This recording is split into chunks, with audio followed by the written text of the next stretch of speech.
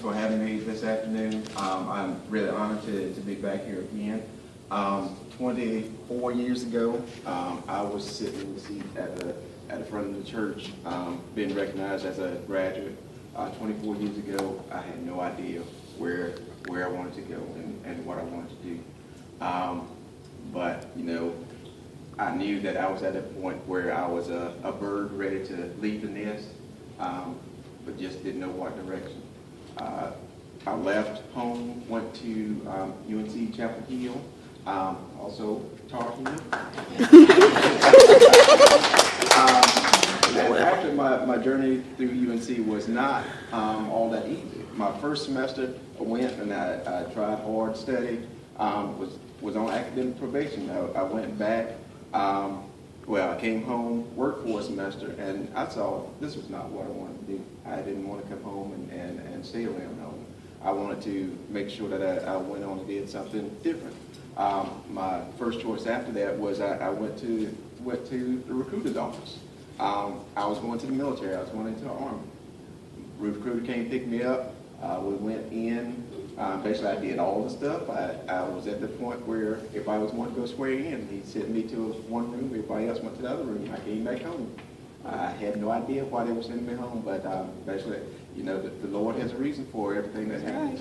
I came back home, got started on my work for Chapel Hill, went back to Chapel Hill, graduated a semester after I was supposed to graduate, but I graduated on time.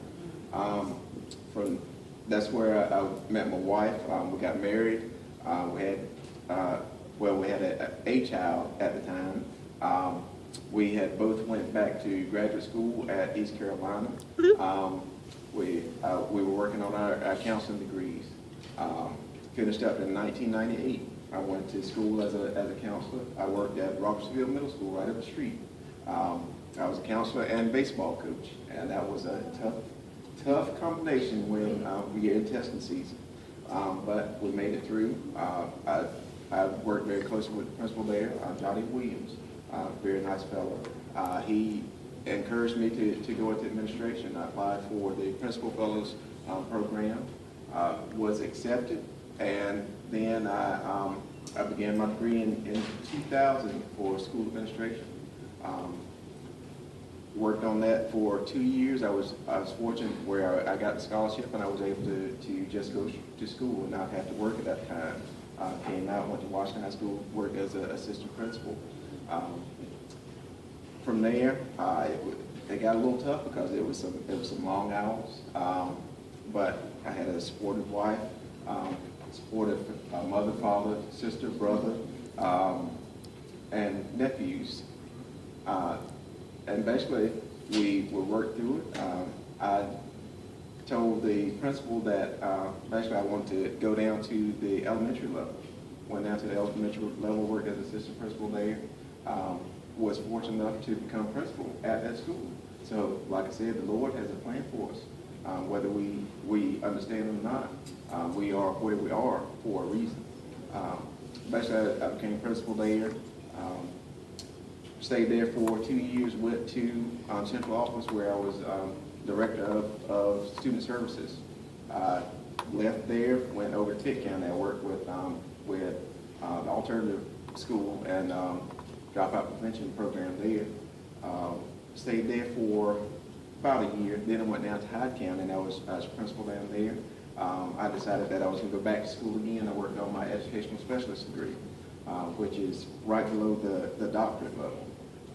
Did that, stayed in Hyde County for a few years, then I came on back home. Now I'm currently working at the Ed Tech Center in Washington with Alternative School. I'm the program director and counselor there. Basically very proud to see one of my graduates here today.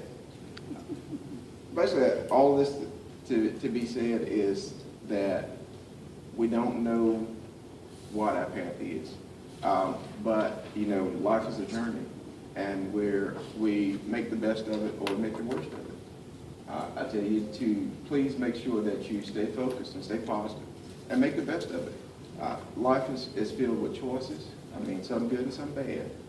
You have to make sure that you are making those decisions that will get you in that place that you want to be.